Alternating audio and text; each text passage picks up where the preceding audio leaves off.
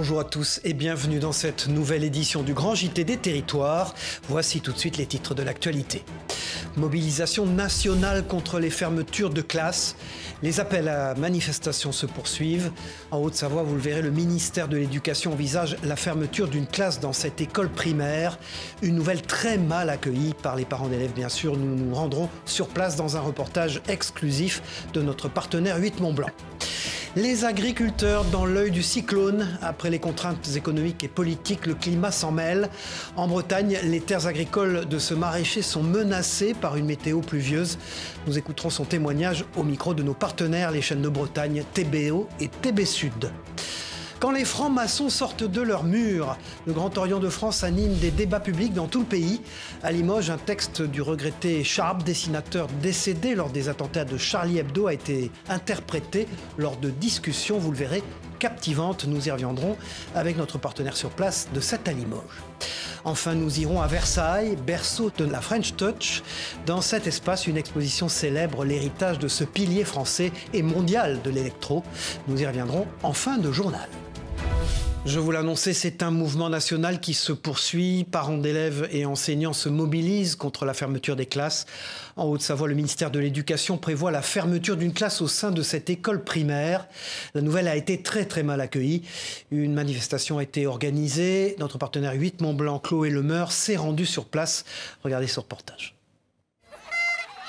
Se rassembler pour montrer son mécontentement. À la sortie des cours, le message était clair devant l'école de Taninges. À l'appel des parents d'élèves, une centaine de personnes se sont retrouvées devant l'établissement avec un objectif, dénoncer la fermeture d'une classe à la rentrée prochaine sur les 13 existantes actuellement.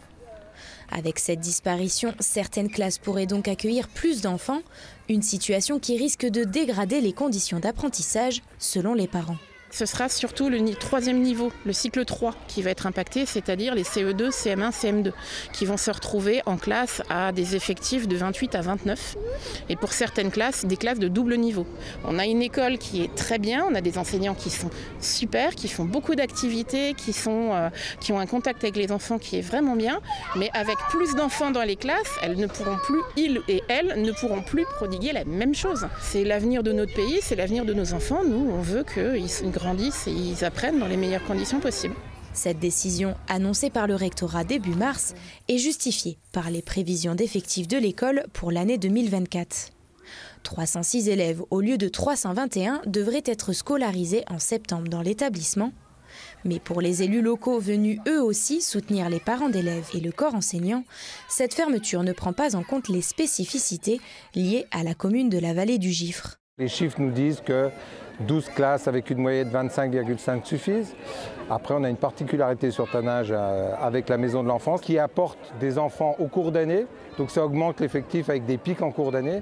Et puis on est une vallée avec une activité touristique, donc aussi une activité saisonnière avec des enfants qui peuvent arriver dans l'année. Quand on ferme une classe, c'est toujours plus difficile de la rouvrir. Pour l'instant, rien n'est encore définitif. Une clause de revoyure devrait avoir lieu en juin pour statuer sur la fermeture. De leur côté, les parents d'élèves ne comptent pas en rester là. L'association prévoit d'envoyer des courriers au rectorat et de continuer la mobilisation si la suppression est maintenue. Autre cri d'alarme dans l'éducation. En France, près d'un étudiant sur deux ne peut pas se nourrir correctement. Alors à Bordeaux, ce syndicat étudiant a décidé d'agir. Une distribution gratuite de produits alimentaires et hygiéniques était organisée dans cette université. Un reportage d'Océane Archambault pour notre partenaire TV7, la chaîne du groupe Sud-Ouest. J'ai pris un gros paquet de céréales et après le reste c'est des pâtes. Ici, les étudiants font leurs courses sans passer par la caisse. Serena et Tania, étudiantes à l'université, en ont profité. Des gâteaux, des pâtes et de la purée, une conserve de plats préparés et des serviettes hygiéniques parce que ça coûte quand même assez cher. Les étudiantes sont particulièrement touchées par la précarité. En 2023, plus de 2,6 millions de femmes en France ont été contraintes de renoncer au moins une fois à acheter des protections périodiques pour des raisons financières. Surtout pour les protections hygiéniques. Je sais qu'on est beaucoup à mettre juste du papier toilette en fait pour se protéger. Donc c'est vraiment cool qu'ici on puisse avoir des protections hygiéniques. Protection hygiénique, gel douche mais aussi boîtes de conserve et pâtes. Au total, le syndicat étudiant a collecté plus d'1 demi-tonne de produits alimentaires et hygiéniques. Des denrées distribuées aux étudiants bordelais, parfois confrontés à des situations de précarité extrême. Des situations d'étudiants qui peuvent être à la rue, des étudiants qui sautent des repas, qui sont dans des situations de précarité énormes. Et donc tout ça, c'est vrai que c'est un vrai enjeu pour nous. Et c'est pour ça qu'on organise des distributions comme celle-ci. Pour lutter contre la précarité étudiante, l'UNEF en appelle au pouvoir public. Durant la crise Covid, le repas à 1 € avait été voté et on sait que c'est un projet qui est tenable financièrement et nous on demande le retour de ce repas à 1 € pour toutes et tous. Une fois leurs factures payées, 76% des étudiants français ont un reste à vivre de moins de 100 € par mois, soit à peine plus de 3 € par jour. Voilà, et puis à l'approche de Pâques, les vitrines des chocolatiers se remplissent. Mais avec l'inflation et le dérèglement climatique, le prix du cacao s'envole. Alors pour satisfaire leurs clients, de nombreux commerçants sont obligés de réduire leurs marges. Regardez ce reportage de Livia Buchler et de Denis Lequienne de Vosges Télévisions. Lapins, poules et bien sûr, œufs en chocolat garnissent les vitrines depuis une quinzaine de jours. À l'approche de Pâques, dans les laboratoires, on s'active comme ici chez cet artisan chocolatier à Golbet. Le calendrier est plus resserré cette année puisque les cloches distribueront les chocolats le 31 mars, 15 jours plus tôt que l'année passée. Une période importante puisqu'elle représente entre 30 et 40% du chiffre d'affaires, juste derrière Noël. À la différence de Noël, c'est que Pâques, aujourd'hui, on est plutôt sur une consommation d'œufs, lapins, de pièces de création en série limitée. Chez nous, en l'occurrence, c'est surtout les enfants qui sont prisés sur un sujet, une poule, un lapin. L'œuf reste quand même numéro 1 aujourd'hui. On a une tendance un peu plus chocolat-lait pour les enfants, alors qu'au magasin, on s'aperçoit qu'il y a de plus en plus d'enfants qui consomment du chocolat noir. Si pour l'heure, la clientèle est toujours présente et succombe à la gourmandise, l'envolée du prix du cacao pourrait freiner les ventes. En un an à peine, le coût a triplé. Les fournisseurs vendent donc après transformation la tonne de chocolat noir classique entre 10 et 25 000 €. Il y a plusieurs raisons. Le réchauffement climatique, ça, faut pas se leurrer, on a un gros problème avec ça. Et il y a aussi la surconsommation au niveau des cacaoyers. Il y a énormément de problèmes. Donc on a un déficit sur la quantité de chocolat à fournir. La Côte d'Ivoire et le Ghana produisent environ 60% du cacao mondial. Les deux pays ont subi des épisodes de fortes pluies suivis d'importantes périodes de sécheresse. La prochaine grosse récolte de fèves de cacao prévue à l'automne sera suivie de près. Au Val d'Ajol, cet autre artisan chocolatier partage cette inquiétude. Aujourd'hui, répercuter, on ne peut pas en totalité. Donc après, il y a eu plusieurs augmentations des tarifs, ce qui est normal, mais malheureusement, je ne peux pas impacter mon augmentation moi complète. Donc je prends un peu sur ma marge. Et le but est de ne plus être en monoproduit, donc vraiment que chocolat, donc me diversifier. Surtout glace à côté l'été. Le chocolat n'est pas prêt d'être laissé de côté. En moyenne, chaque Français en consomme un peu plus de 7 kilos par an, ce qui place le pays en 7e position du classement mondial. Le ramadan rime-t-il avec une perte de poids? Beaucoup se demandent si derrière la tradition de ce mois sacré, il est possible de maigrir pendant cette période de jeûne. Cette nutritionniste nous livre ses conseils afin de perdre du poids pendant le ramadan. Écoutez là au micro de notre partenaire de 20 minutes. Au cours du ramadan, il y a certaines personnes qui vont avoir tendance à compenser le jeûne et en mangeant beaucoup en quantité et beaucoup en calories, ce qui peut à la fin perturber un petit peu l'équilibre alimentaire et faire qu'il y a une prise de poids. Et donc il s'agit en fait de se remettre un petit peu à l'équilibre, de modifier un petit peu sa routine alimentaire au cours du ramadan et de faire une cuisine peut-être un petit peu moins riche, un peu moins calorique, et de réorganiser un petit peu les choses pour faire en sorte qu'il n'y ait pas de prise de poids et qu'il y ait un maintien du poids, voire une poursuite de la perte de poids qui a déjà été engagée sur les semaines ou les mois précédents. Et puis le sort s'acharne sur les agriculteurs. Après les contraintes économiques et politiques, le climat s'en mêle maintenant. De nombreuses terres agricoles sont menacées, comme en Bretagne, où la météo pluvieuse impacte les cultures de ce maraîcher. Vous allez le voir, il était au micro de nos partenaires TBO et TB Sud, les chaînes de Bretagne. Écoutons son témoignage. Et cette année, avec l'excédent d'eau, on a vraiment eu une cuvette ici avec une mare d'eau. Il y avait 20 cm d'eau à certains moments après des grosses nuits ou des journées de pluviométrie importante. Et donc on peut voir ici notre partie de chou-fleur qui ont été asphyxiées, qui ont pourri. Nicolas Magueur est maraîcher bio à Plougonvelin. Installé depuis 2012, il a rarement vu un hiver aussi pluvieux. Problème, la terre gorgée d'eau asphyxie les plantations et empêche les récoltes, comme ici dans ce champ de carottes. Du coup on doit normalement passer une machine, une souleveuse, qui nous permet de soulever les carottes et les ramasser à la main. Mais la terre est tellement tassée par l'excès d'humidité qu'on est obligé de passer à la bêche, ce qui nous prend 2 fois plus de temps pour récolter nos carottes. Après la tempête Karan, c'est le coup de grâce pour les agriculteurs bretons. Depuis octobre, une météo pluvieuse sévit en Bretagne. Impossible pour les exploitants de travailler dans les champs au risque de tasser la terre, ce qui les oblige à décaler les dates de plantation. Je dois semer de l'orge de printemps. Normalement c'est fin février, mi-mars. J'attends toujours le créneau, on n'est pas encore trop tard. On doit planter nos pommes de terre primeurs, c'est plutôt à cette période. Là, c'est pas possible.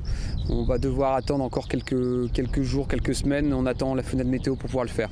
Donc ça va impacter, au lieu d'avoir des pommes de terre primeurs pour moi fin mai, début juin. Je risque d'avoir des pommes de terre primeurs seulement fin juin. Pas de solution pour le moment pour les agriculteurs. Seuls plusieurs jours de temps sec d'affilée permettront de reprendre le travail dans les champs. Et puis depuis 30 ans, le frelon asiatique dévaste les ruches françaises. Les apiculteurs cherchent désespérément des solutions. Une proposition de loi a été déposée au Sénat pour endiguer sa prolifération.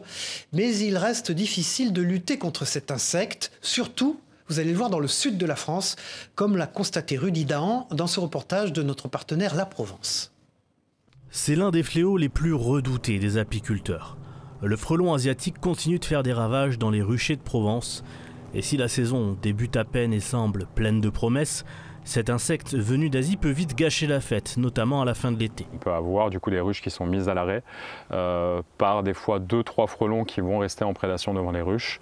Et à ce moment-là, on va avoir des risques sanitaires, des abeilles qui ne vont plus sortir de la colonie pour s'alimenter ou faire leurs besoins, ce qui peut poser des problèmes importants, notamment sur des colonies qui seraient déjà un petit peu faibles. Le frelon risque de terminer le travail.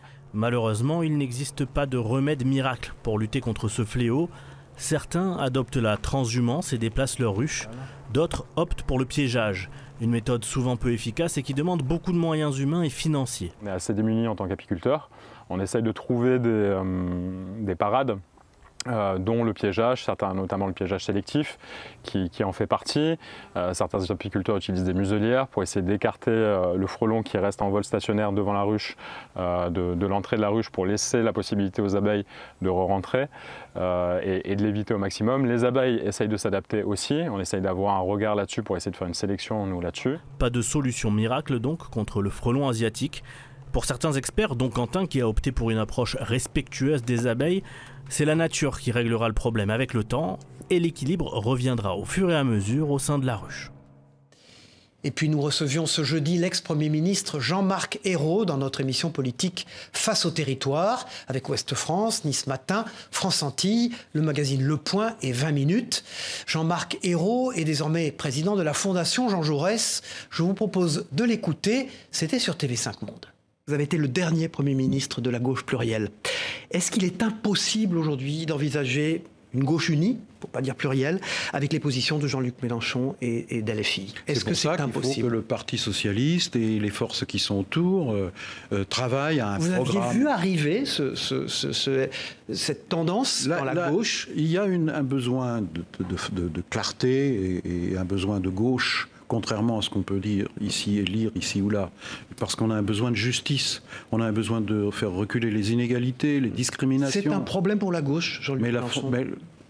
Moi, je ne veux pas me polariser sur Jean-Luc Mélenchon, je voudrais surtout me polariser sur le fait que les socialistes et la gauche des social-démocrates apportent une réponse en termes de programme, et ils ne l'ont pas fait jusqu'à présent, et c'est, à mon avis, la priorité pour répondre aux attentes des Français, pas simplement des grandes phrases et des grands mots, mais du concret.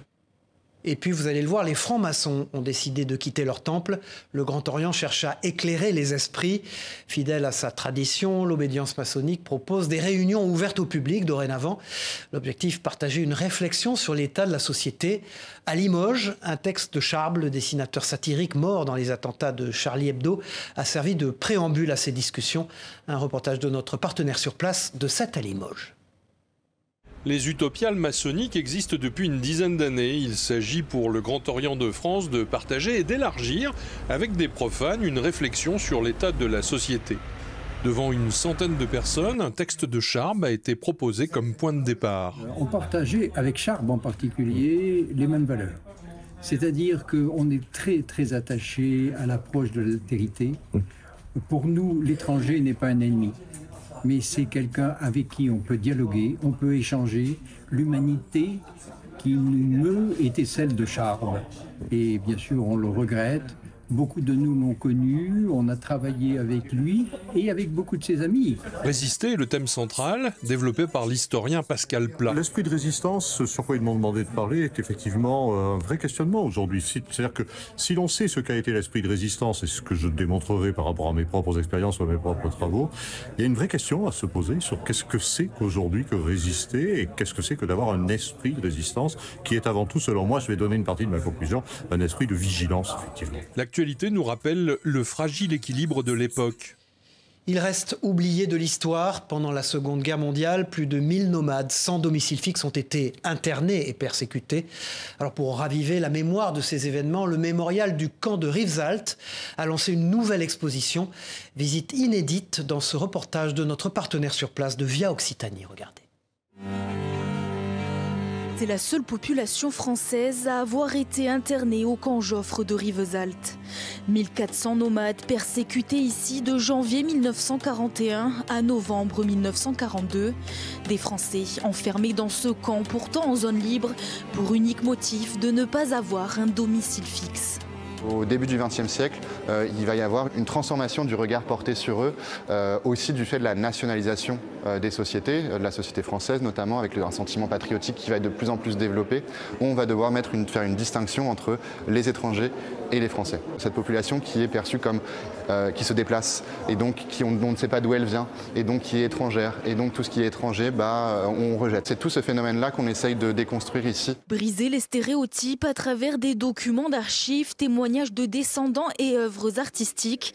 C'est surtout la première fois qu'une exposition est consacrée à cette population nomade dans un ancien camp. Le mémorial veut ainsi réparer une mémoire oubliée, voire invisible. Ça a été un sujet qui a très peu été pris en compte, notamment du fait de la lourde responsabilité des autorités françaises dans cette histoire, puisque le dernier camp pour nomades ferme en 1946, soit 2 ans après la libération du territoire français, et surtout la continuité en fait de ces discriminations à l'encontre des populations dites voyageuses. Aujourd'hui encore, on ne connaît pas le nombre de nomades internés sous le régime de Vichy, souvent anonymisés. Ici, on peut mettre un nom, un visage, une histoire sur ces personnes. Pour cela, nous avons souhaité un mur des noms, redonner comme ça cette archéologie des mémoires, identifier des visages avec tous les noms des personnes. Et pour ça, nous avons associé des collèges où des enfants voyageurs et non voyageurs ont participé à l'élaboration de ce mur des noms pour, encore une fois, leur donner la parole. Le mémorial souhaite ouvrir le débat sur la persécution des nomades en France et leur situation actuelle. Cette exposition, Le camp des familles, est à découvrir jusqu'au 14 février 2025. Et puis rendons-nous en Corse, où ces équipes se relaient pour réaliser le moulage de la statue de Napoléon. À Ajaccio, ce travail représente un enjeu de taille pour la municipalité. Grâce à cette reproduction, la statue d'origine, actuellement en péril, sera enfin protégée dans la cour de l'hôtel de ville. La reproduction figurera sur la place Foch, au cœur de la capitale. Pour ce travail de longue haleine, le moule sera ensuite accueilli en région parisienne pour procéder au tirage en résine, l'une des dernières étapes du moulage dans ce nouvel atelier. Et puis pour sensibiliser au harcèlement scolaire, c'est une initiative audacieuse au tribunal judiciaire de Fort-de-France en Martinique. Des élèves présentent des procès fictifs sur le thème du harcèlement scolaire. Instaurée en septembre dernier, cette démarche permet de sensibiliser les plus jeunes sur la gravité du harcèlement et des peines encourues. Un reportage signé François Eudoxie Dayana pour notre partenaire sur place en Martinique, Via ATV. Les accusés de harcèlement scolaire sont appelés à la barre. Ces élèves de l'école mixte A de Rivière-Salée et du collège Fernand Donatien ont mis en scène 2 procès ce matin au tribunal judiciaire de Fort-de-France. Des jeux de rôle pour sensibiliser ce jeune public. Toi alors, tu disais quoi? J'ai beaucoup aimé le rôle d'avocat. Ça m'a sensibilisé sur le fait que le harcèlement c'est très mal, ça peut porter à des suicides. J'ai joué le rôle de la juge, ça m'a sensibilisé, le harcèlement c'est vraiment pas bien parce que ça peut arriver jusqu'à la mort. Un événement tragique qu'a subi Maryse en juin 2017 avec sa fille Jade, âgée de 12 ans. Organisé par son association et avec la collaboration des élèves, l'écriture ainsi que la mise en scène d'un cas concret permet une meilleure prise de conscience des comportements à adopter en milieu scolaire. L'idée aussi, c'est de libérer la parole et de leur permettre de dire comment ils voient la cause de harcèlement, les causes et conséquences. La deuxième mission, c'est que nous allons propager cette scène à travers différentes écoles ou animations. On a beaucoup d'élèves qui sont harceleurs mais qui ne se rendent pas compte qu'ils sont harceleurs. Beaucoup d'élèves aussi qui sont complices de harcèlement et qui ne se rendent pas compte qu'en fait, par leur absence de dénonciation de ce qui se passe, par les sourires, les soutiens, eux-mêmes participent indirectement au harcèlement. Ces procès fictifs au tribunal ont permis également d'informer qu'au-delà des sanctions pédagogiques pour les auteurs de harcèlement, des sanctions judiciaires sont possibles à partir de l'âge de 13 ans. Et puis une bouffée d'air frais dans cette EHPAD en Moselle. Un bistrot sans alcool vient d'y voir le jour et apporte un vent de convivialité. Ouvert jusqu'à 8 fois par mois, ce lieu enrichit le quotidien des résidents, vous allez le voir. L'équipe encadrante lance un appel aux habitants du quartier afin de trouver des bénévoles pour le tenir. C'est un reportage d'Elisa Willich pour notre partenaire Moselle TV sur place. Marie-Thérèse, viens, on va au bistrot. Ouvrir un bistrot dans un EHPAD, il fallait y penser. À Fontois, ils l'ont fait. Oh, la belle musique! Un projet unique dans la région Grand Est, l'idée émerge en septembre dernier. C'est lors de mes échanges en fait avec les résidents sur leur vie passée, ce qu'ils aimaient bien faire. Voilà, les lieux où ils aimaient bien se rencontrer, où souvent ils ont rencontré leur femme ou leur mari dans les bistrots, les bals, ce genre de choses. Et de là émerger cette idée d'en créer un ici, parce que tout est possible. Le bistrot ouvre ses portes 6 à 8 fois par mois pour le moment. Une nouveauté vivement appréciée par les résidents, l'occasion de raviver des souvenirs.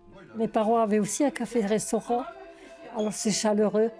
On a des autres discussions, on se sent beaucoup mieux. Surtout là, il y avait un bistrot là, à droite, et puis ici, où on est, là, il y en avait un autre, à gauche. Il y avait 2 bistrots là. Alors on avait l'habitude de venir, et ça nous permet encore une fois de se remettre dans le bain, comme on dit. Quelques gourmandises, café, sirop, thé, un bar 100% sans alcool où l'on paye en pièces d'or. Alors mesdames, ça vous fera chacune 1 €, donc 2 pièces. Au total, c'est une enveloppe de 2000 € qui a été allouée à ce lieu de convivialité, une enveloppe complétée par de nombreux dons. Ah non, ben non, on a dit 2 h 30, on est venu 2 h 30. Merci Naïma. Et puis terminons cette édition du Grand JT des territoires en musique. 30 ans après son plein succès, la French Touch revient sur ses terres natales à Versailles. Pour l'occasion, cet espace se transforme en une véritable galerie vivante, exposant pochettes d'albums, archives inédites et même des esquisses du dernier clip des Daft Punk. Un reportage immersif sur cette icône avec notre partenaire TV78 dans les Yvelines.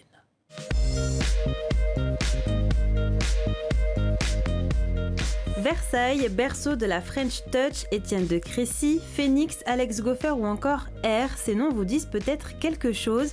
Ce sont eux qui ont créé la French Touch, ce courant musical électro des années 90, mais au départ, c'était simplement une bande d'amis. En fait, Antoine était en cours avec Étienne de Crécy, Alex Goffer, avec Nicolas Godin de R. Donc lui, depuis le début, il était vraiment en contact avec eux. Moi, étudiant, j'allais au ski avec eux sans savoir ce qu'ils faisaient, à dire vrai. Donc on faisait juste du ski. J'ai découvert qu'ils étaient musiciens au bout de 3 ou 4 ans après. Des vacances au ski, Ludovic Houplin et Antoine Bardou-Jacquet se sont retrouvés à faire les pochettes d'albums de ces artistes.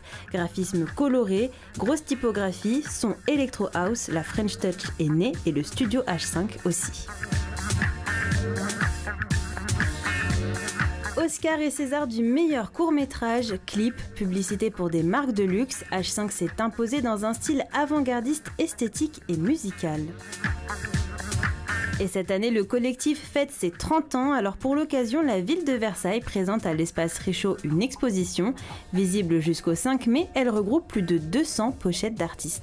En fait, c'est comme une timeline de pochettes. Donc c'est des premières pochettes aux dernières qui sont au deuxième étage. Donc là, il y a un label qui s'appelle Pamplemousse, qui est celui-ci, avec toutes les pochettes qui sont en typo bicolore, et de les penser comme des produits, presque des packaging publicitaires, soit de lessive, soit de canettes de coca. Au sous-sol, vous retrouverez également les sons emblématiques de la French Touch, un véritable medley de 55 morceaux triés sur le volet. Et à l'étage, les fans pourront découvrir les esquisses qui ont servi au dernier clip des Daft Punk.